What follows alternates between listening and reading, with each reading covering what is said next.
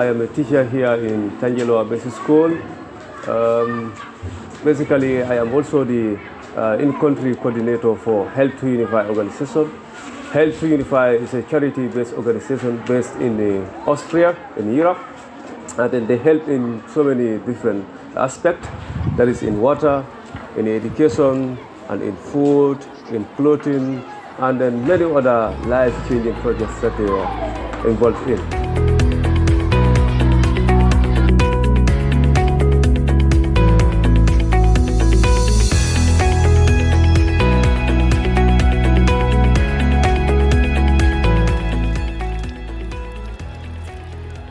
And then also in the school garden here, they also helped to sponsor our school garden project this year with a pumping machine and also to renovate our reservoirs. Also currently there is an ongoing poultry farm project in the school that is 100% sponsored by Help2Unify in collaboration with the Bregenz community.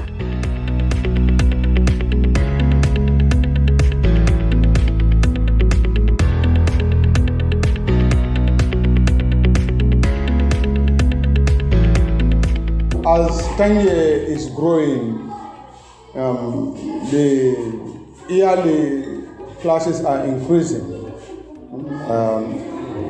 2 years back, the population of the school went to 2,100, but this year we have about 2,264 students in this school.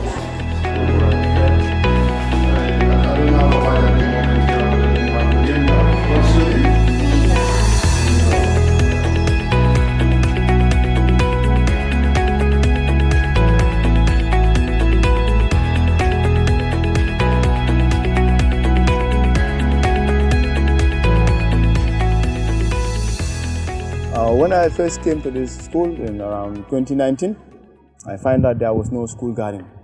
So with the help of teachers, we sit and discuss. We discuss about how we can start the garden project, And we say, okay, we're going to find the donors, who's going to sponsor the garden and see, stuff like that. So that's how things start with it. So we started, this is the third year since we started the garden. This job is part of me. A garden I like, it's natural. Just come. I really like, even every day I have to come to the garden, whether it's school day or not school day, I have to come to the garden because I love the job. Yeah, I love walking around, Even if there's no work to do, I find work, small works to do, Whether I be weeding, inside the plants, moving the, the weeds, and moving around the garden. Yes.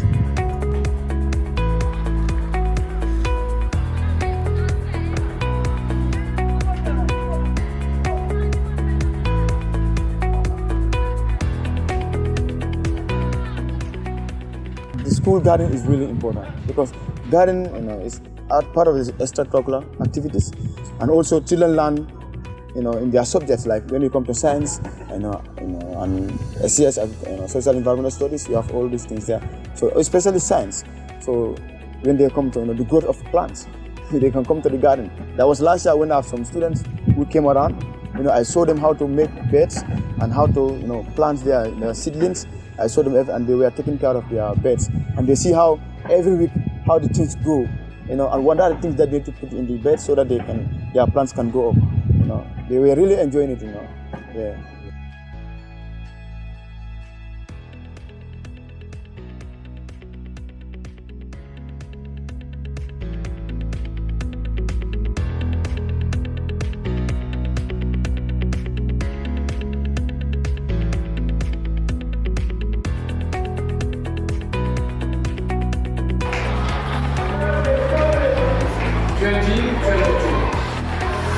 And our subject is social and environmental studies called essence.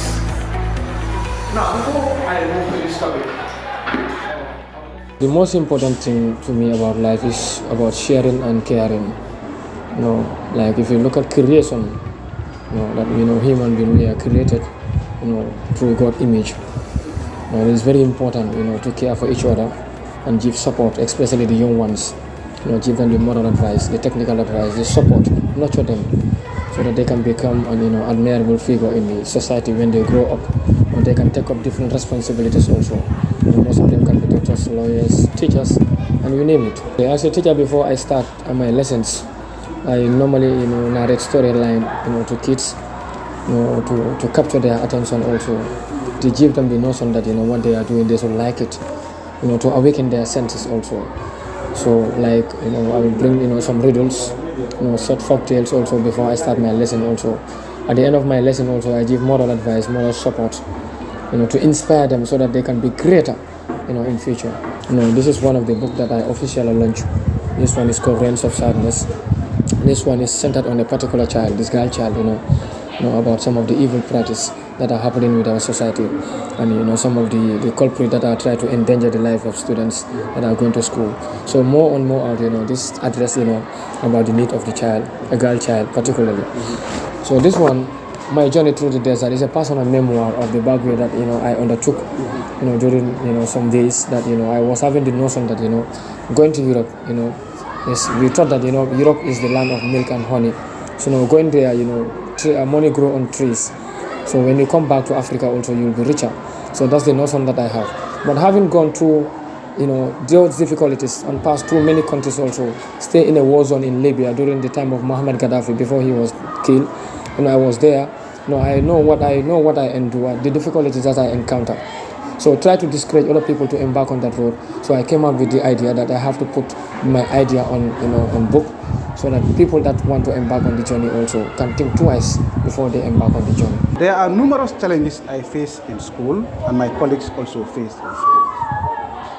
For example, sometimes you see a very bright child in the class, and the parent, uninformedly, the parent will take the child to another place without informing you. And you being the teacher, know the potential of that particular child, might not know the where about that particular child.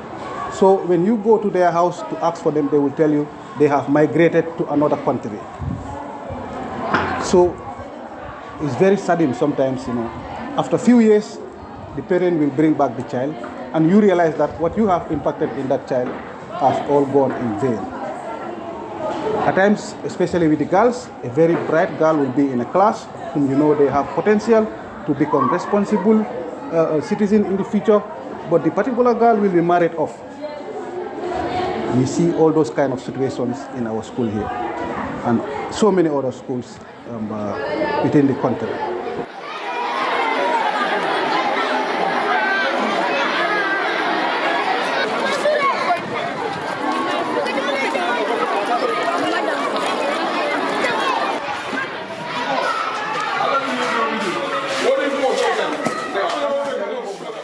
Sometimes you come early in the morning, you find a child is crying in the class, you ask the child what is wrong, the child will tell you, I'm sick, but later on you realize that the child did not even have a dinner night before that. So we face all those kind of issues in the classroom. So we as teachers, we have to be resourceful to make sure that we know what these children needs are. In knowing their needs, then we can find a way to address them in our day-to-day job. Most of these underprivileged students, I go around these classes to select them, like handpick them. Most of them are exceptionally brilliant academically, but I found out that most of them have lacked the support from home, most of whom are even orphans. So I try to give them these sponsors, help them with sponsor parents. So the sponsor parents support them monthly. Like every month they send 10 euro, of which I give to them, which they take to their parents or their guardians, and then they try to support them. Most of these students, I started supporting them when they were like 8. Now some of them are like in their 6th graders. And then now you come to the school here, you found out that they are doing exceptionally good. Their life in general has totally changed. They are doing very good. You don't see that much sadness in their face anymore.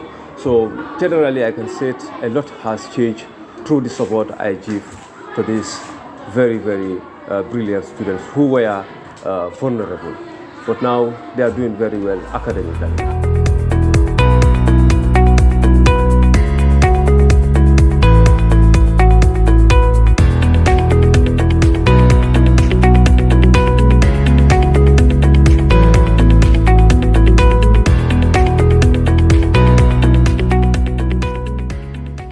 So my experiences with the children have been very good so far.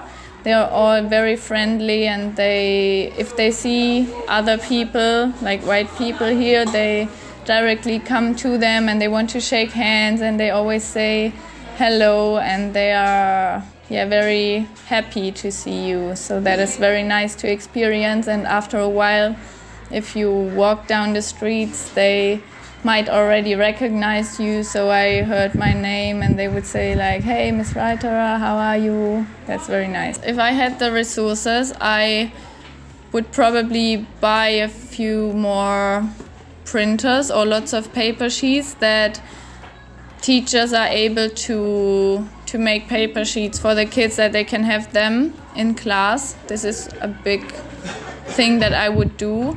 It probably for a start it wouldn't even need to be like these big technologies like laptops and all sorts of stuff. I think that is not necessary, but paper sheets would be necessary for a start.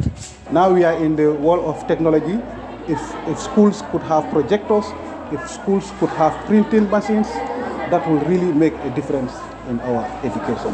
So not only the government, but private sectors, NGOs, individual people, we are asking them to look into the welfare of our children.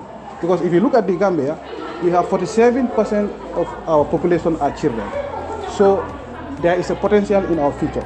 But we cannot achieve this potential if we neglect the rights and needs of the children today. So to achieve those potential in the future, we have to invest in children's education today and benefit or reap the fruit of our labor tomorrow.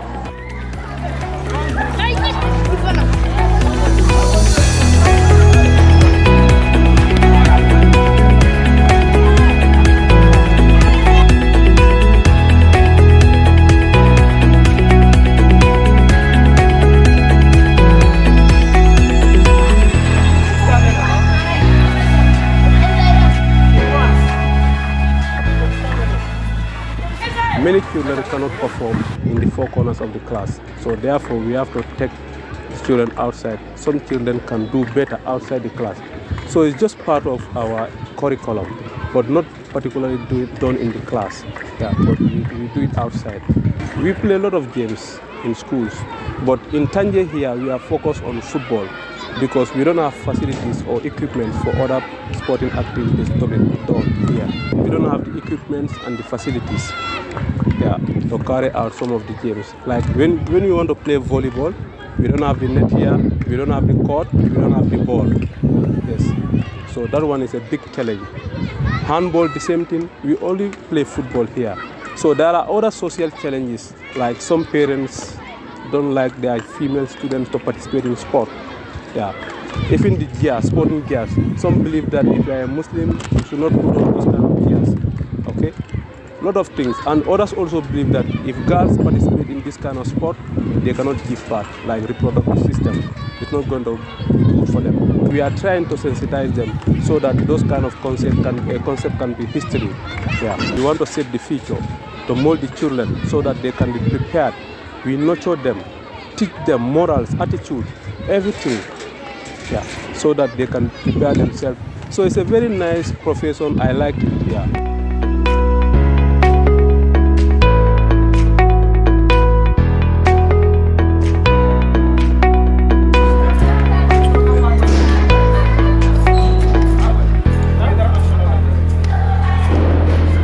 The government cannot do all for us. And because if you look at the environment of the school, part of our fence has fallen down. And also our teacher staff quarters too, we do not have, because before we normally have a staff quarter, but that staff quarter is no good at the moment. And our library also needs expansion, because our library is a small one, and the population of the children compared to the library cannot be compared.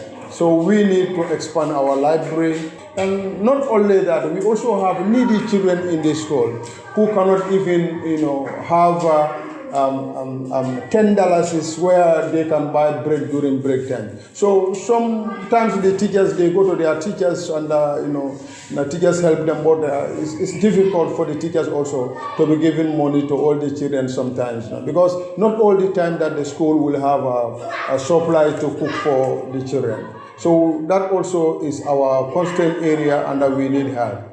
And also our computer room and our is not in good use now. Our computer is already updated, and we don't have the materials that we required, and also we don't have a printer in our school. We don't have a photocopier. All these are problems that we have, because at the end of each academic year, we need to type our papers, we need to photocopy them, so that, because the exams that we normally give to the children need to be typed and need to be photocopied. So we don't have this material. Sometimes we find it difficult for the children to sit to their exam because their papers could not be typed. And in the next 5 years to come, I want to be able to at least have sponsor parents for more than 500 students in the school. Most of the underprivileged students will have sponsor parents, and they can go to school freely. They will not have any burden on their heads, neither their parents or their guardians. So students can come to school at any time, because I will be providing them with uniforms, backpacks, books, textbooks, school shoes, and any other learning materials that they need to go to school freely without any burden on their shoulders. So this is what I want to achieve in the next 5 years to come. And I hope with the help of God and the donors out there, I can achieve this milestone. Thank you.